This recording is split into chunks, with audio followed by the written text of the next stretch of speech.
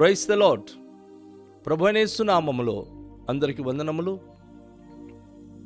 యేసే మాటని ఈ కార్యక్రమాన్ని వీక్షించడానికి ప్రేమతో మిమ్మల్ని ఆహ్వానిస్తున్నాను.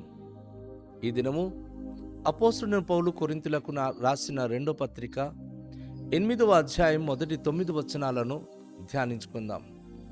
సహోదరులారా, మాసిదోనియా సంఘములకు అనుగ్రహింపబడి ఉన్న దేవుని కృపను గూర్చి మీకు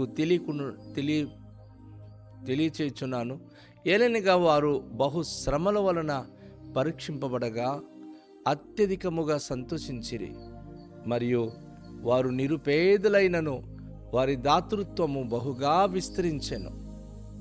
ఈ కృప విషయంలోనూ పరిశుద్ధుల కొరకైన పరిచర్యలో పాలు పొందు విషయంలోనూ మనోపూర్వకంగా మమ్మను వేడుకొనుచు, వారు తమ సామర్థ్యం కొలదియే కాక సామర్థ్యము కంటే ఎక్కువగా తమంతట తామే ఇచ్చిరని మీకు సాక్ష్యం ఇచ్చుచున్నాను. ఇదియుగాక మొదట ప్రభువునకును దేవుని చిత్తము వలన మాకును తమను తామే అప్పగించుకొనిరి. ఇంతగా చేయుదురని మేము అనుకొనలేదు. కావున తీతు ఈ కృపను ఎలాగూ పూర్వము మొదలుపెట్టెనో అలాగే దానిని మీకు సంపూర్ణము చేయమని మేము అతన్ని వేడుకొంటిమి. మీరు ప్రతి విషయములో అనగా విశ్వాసమందును, ఉపదేశమందును, జ్ఞానమందును, సమస్త జాగ్రత్త యందును, మీకు మాయడలనున్న ప్రేమ యందును ఎలాగూ అభివృద్ధి పొందుచున్నారో అలాగే మీరు ఈ కృపయందు కూడా అభివృద్ధి పొందినట్లు చూచుకొనుడి. ఆజ్ఞాపూర్వకంగా మీతో చెప్పుట లేదు, ఇతరుల జాగ్రత్తను మీకు చూపుట చేత మీ ప్రేమ ఎంత యథార్థమైనదో పరీక్షింపవలెనని చెప్పుచున్నాను. మీరు మన ప్రభు అయిన యేసుక్రీస్తు కృపను ఎరుగుదురు కదా. ఆయన ధనవంతుడై ఉండి మీరు తన దారిద్రము వలన ధనవంతులు కావాలని మీ నిమిత్తము దరిద్రుడాయనో. ప్రభునందు ప్రియమైన వారలారా, ఈ వాక్య భాగంలో అపోస్తలుడైన పౌలు మాసిదోనియా మరియు ఆ ప్రాంతంలో ఉన్నటువంటి కొన్ని సంఘాల గురించి చాలా అద్భుతమైన మాటలు తెలియచేస్తూ ఉన్నాడు. అందుకే ఆయన చెప్తూ, మాసిదోనియా సంఘములకు, ఒక సంఘం కాదు, మాసిదోనియా ప్రాంతం ఉన్న సంఘాలకు అనుగ్రహింపబడిన దేవుని కృపను గురించి మీకు తెలియచేయుచున్నాను. దేవుని కృప ఏ సంఘం పైన ఉంటుందో ఆ ప్రజల మనుగడలు, ఆ ప్రజల యొక్క జీవిత విధానాలు ప్రత్యేకంగా ఉంటుంది. దేవుని కృప లేకుండా ప్రజల ప్రభావితం అవుతున్న సంఘాలు ప్రజల పొగుడుదలకు, ప్రజలు చెప్పే మాటలకు, ప్రజల యొక్క గొప్పతనాలకు వెళ్ళి అనేక విషయాలు నష్టపోతూ జీవిస్తూ ఉంటారు. ఈ విషయాన్ని మన జాగ్రత్త ఆలోచించాలి. సో దేవుని కృపను గూర్చి మీకు తెలియచేస్తున్నామని చెప్పి అపోస్తలుడైన పౌలు ఈ విషయాన్ని తెలియచేస్తూ, ఏంటి ఆ కృప? మాసిదోనియా ఆ ప్రాంతం ఉన్నటువంటి కొన్ని సంఘాలు వారు బహుశ్రమ వలన పరీక్షింపబడగా అత్యధికంగా సంతోషించారు. వారు దేవుని నమ్మినందుకు చాలా శ్రమలు వచ్చాయి. అవును సహోదరి, నువ్వు యేసు ప్రభువుని నమ్మినందుకు మీ ఇంట్లో చాలా శ్రమలు వస్తున్నాయి కదా. మీ ఇంట్లో అందరూ మీకు శత్రువులు అయిపోతున్నారు కదా. ఒకప్పుడు నా పవర్ ఏమిటి, ఒకప్పుడు నేను ఎంత మంచిగా ఉండే వ్యక్తిని, ఈరోజు వీళ్ళందరి దగ్గర నేను ఏంటి పరిస్థితికి వచ్చింది అని బాధపడుతున్నావు కదా. కానీ వాక్యం ఏం చెప్తుందో తెలుసా? మాసిదోనియా సంఘము ఆ ప్రాంతంలో ఉన్నటువంటి చాలామంది ఎంత శ్రమలు వచ్చాయో వారు అంత ఎక్కువగా సంతోషించారు. మేము దేవుణ్ణి నమ్మినందుకు కష్టాలు వస్తుంది, మాకు సంతోషంగా ఉంది, ఎందుకంటే మా దేవుడు మాతో ఉన్నాడు, మేము దేవునిలో జీవిస్తున్నాము. మరికొందరైతే చాలా నిరుపేదలైన వారు అక్కడ ఉన్నారు. ఆ నిరుపేదలో ఉండి కూడా వారు దాతృత్వము బహుగా విస్తరించింది. వారు ఇవ్వడం నేర్చుకున్నారు. ఇప్పుడైతే ఏం దేవుణ్ణి నమ్ముకున్నామో డబ్బులన్నీ అయిపోతుంది, డబ్బులు ఇవ్వాల్సి వస్తుంది. ఈ లోకం వైపు చూసిన వారు ఈ విధంగా ఆలోచిస్తారు.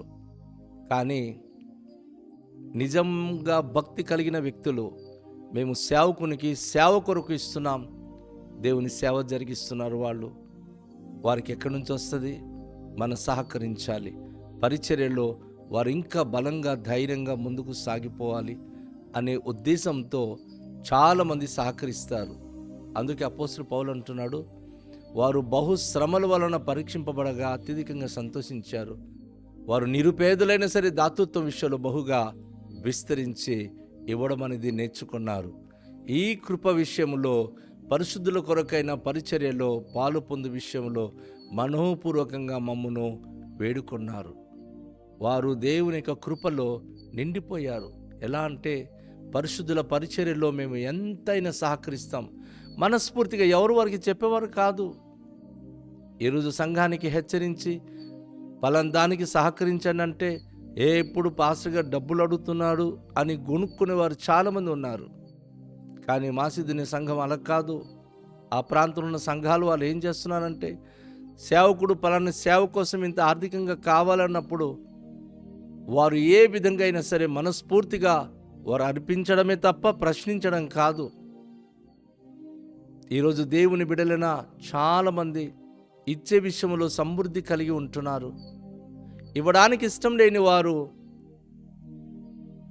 అనేక విధాలుగా ప్రశ్నించుకుంటూ సణుక్కుంటూ ఉంటారు. వారు దేవునికి కృపకు దూరమైన వారన్న సంగతి మనం గుర్తుంచుకోవాలి. వారు తమ సామర్థ్యం కొలదియే కాక సామర్థ్యము కంటే ఎక్కువగా తమంతట తామే ఇచ్చిరని మీకు సాక్ష్యం ఇచ్చుచున్నాను. మాసిదోనియ సంఘ ప్రాంతంలో ఉన్నటువంటి వారు పేదవాళ్ళు. ఆయా ప్రాంతం నుంచి వచ్చి కష్టపడడానికి వచ్చిన వాళ్ళు. కష్టార్జితంలో వారు దేవునికి అర్పణలు అర్పిస్తున్నారు. ధనవంతులైనందుకు కాదు సుమా, ఏమీ లేని నిరుపేదలైనా సరే దేవునికి వరిస్తున్నారు. ఎందుకంటే దేవుని కృపను వారు ఎరిగిన వారై జీవిస్తున్నారు కనుక తమ సామర్థ్యము కంటే ఎక్కువగానే తమంతట తామే వారు దేవునికి అర్పిస్తున్నట్లుగా అపోస్తలుడు పౌలు గమనించి వారి గురించి సాక్ష్యం ఇస్తూ ఉన్నాడు. ఇదియుగాక మొదట ప్రభువునకును దేవుని చిత్తము వలన మాకును తమ్మును తామే అప్పగించుకునిరి, ఇంతగా చేయుదురని మేము అనుకునలేదు. అపోస్తలుడు పౌలు అంటున్నాడు, ఫస్ట్ ప్రభుకు వారు అర్పించుకున్నారు. దేవా, మా హృదయాలు మా జీవితాలు మీవి. తర్వాత దేవుని చిత్తము వలన మాకును వారు అప్పగించుకున్నారు. దేవుడు మాకు ఇచ్చిన సేవకుడు, మా పాస్టర్ గారు, మా సేవకుడు అని వారు తమంత తాము మాకు అప్పగించారు. అసలు ఇంతగా వాళ్ళ సమర్పణ కలిగి ఉంటారని మేము కలలో ఊహించలేదు. ఎంత సమర్పణ వారిలో ఉంది. నా ప్రియ సహోదరి సహోదరుడా, ఇట్టి సమర్పణ నీ సేవకుని పట్ల దేవుని పట్ల కలిగి ఉన్నావా? సంపూర్ణమైన సమర్పణ జీవితం కలిగి జీవిస్తున్నారా? ఒకసారి మిమ్మల్ని మీరు ప్రశ్నించుకోండి. తీతు ఈ కృపను ఎలాగూ పూర్వము మొదలుపెట్టెనో అలాగున దానిని మీలో సంపూర్ణము చేయమని మేము అతన్ని వేడుకొంటిమి. తీతు భక్తుడు వారి మధ్య సేవ చేస్తూ ప్రోత్సహించాడు. ఒకరికి ప్రోత్సహించే క్రైస్తవ బిడ్డగా ఉండాలి కానీ దిగజార్చేవాడుగా ఎప్పుడు మాత్రం క్రైస్తవ సంఘంలో ఉండకూడదు. ఇక్కడ తీతు అనేక మందికి ప్రోత్సహించాడు. అందుకే అపోస్తలుడు పౌలు అంటున్నాడు, ఈ పరిచర్యలో ఈ విధంగా నువ్వు ఇంకా సంపూర్ణం చెయ్యు, ఇంకా అనేక మందికి ప్రోత్సహించు. వారు దేవునికి తమ్మును తాము అప్పగించుకోవాలి. దేవునికి సంపూర్ణంగా వారు సమర్పించుకునేటటువంటి విశ్వాసులుగా ఉండాలి. అటు సమర్పణగా ఉన్నప్పుడే సంఘము వర్ధిల్లుతాయి, ఆ కుటుంబం వర్ధిల్లుతాయి. అమ్మా, నా సహోదరుడా సహోదరి, సమస్యలు వస్తున్నాయా? నువ్వు దేవుడికి సమర్పించుకో. నువ్వు దేవునికి సమర్పించుకున్నప్పుడు నీ సమస్యలన్నీ కూడా దేవుడు తీసుకుంటాడు. దేవునికి నిన్ను నువ్వు సమర్పించుకున్నప్పుడు దేవుడు నీ కష్టాలు బాధలన్నీ కూడా తన సొంతం చేసుకుంటాడు. నువ్వు పడి ఉన్నటువంటి ఆ సమస్యల ఊబి నుంచి ఆయన లేవనెత్తుతాడు. నీకు సంపూర్ణులుగా చేసి స్థిరపరుస్తాడు, బలపరుస్తాడు. ఈరోజు నీకు ఎవరైతే యాంటీగా ఉన్నారో, విరోధులుగా ఉన్నారో, నువ్వు దేవునికి ప్రభువా నేను నీకు సమర్పించుకుంటున్నాను, ఈ కష్టాల్లో ఈ బాధల్లో నువ్వే నాకు తోడే ఉండి నడిపించు అని దేవునికి నువ్వు అంగీకరించ ప్రార్థన చెయ్యు, సమర్పించుకో. అప్పుడు దేవుడు ఏం చేస్తాడో తెలుసా? నీ సమస్య తన సమస్యకు భావించి సమస్యలన్నీ కూడా దూరపరిచినప్పుడు, ఈరోజు ఎంతమంది నీకు వ్యతిరేకంగా ఉన్నారో రేపు అందరూ నీకు స్నేహితులుగా మారిపోతారు. దేవుడు తన కృప నీ పైన ఉంచినప్పుడు కార్యములు అద్భుతంగా నీ జీవితంలో ఆయన జరిగిస్తాడు. ప్రతి విషయంలోనూ అనగా విశ్వాసమందు, ఉపదేశమందును, జ్ఞానమందును, సమస్య జాగ్రత్త ఎందును మీకు మాయడలోనున్న ప్రయాసమందును ఎలాగూ అభివృద్ధి పొందుతున్నారో అలాగే మీరు ఈ కృప ఎందును కూడా అభివృద్ధి పొందినట్టు చూసుకోండి.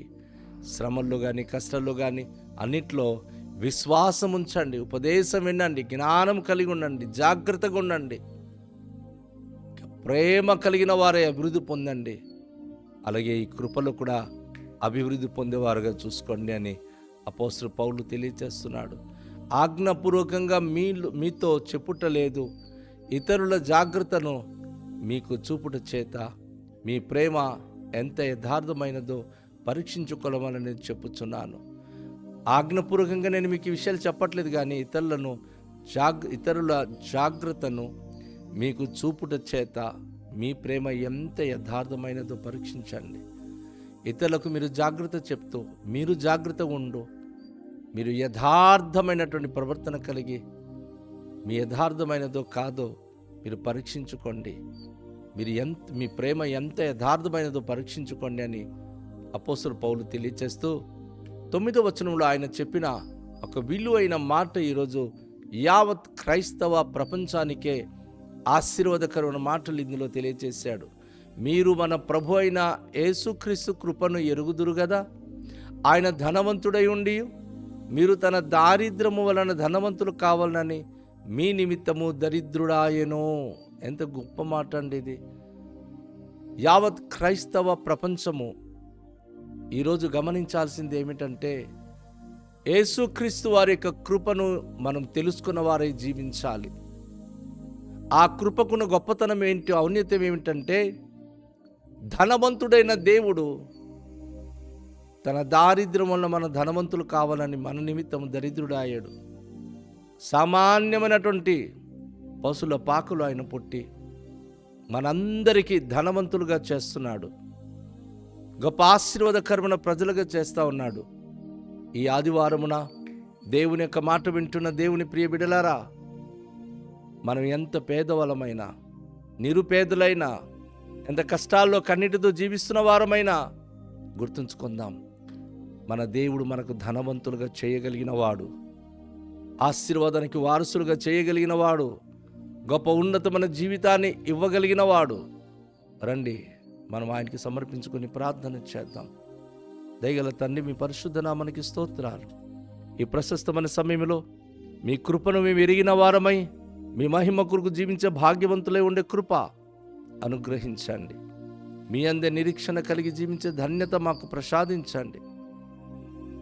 సకల మహిమ ఘనత ప్రభావాలు మీరే పొందుకునమని, పేదలైనా ధనవంతులైనా ప్రభు ఏ స్థితిమంతులైనా సరే, ఏ స్థితిలో ఉన్నవారమైనా సరే, మీ కృపను మేము గ్రహించి మీ కృపలో కొనసాగే భాగ్యం మాకు దయచేయమని, శ్రమల్లో కష్టాల్లో బాధల్లో మీ కృప మాకు తోడుగనిచ్చి మీ మహిమ కొరకు మమ్మలను వాడుకునమని యేసు నామములో ప్రార్థిస్తున్నాము తండ్రి, ఆమేన్. అందరికీ షాలోం. ప్రభు మనలను దీవించునుగాక.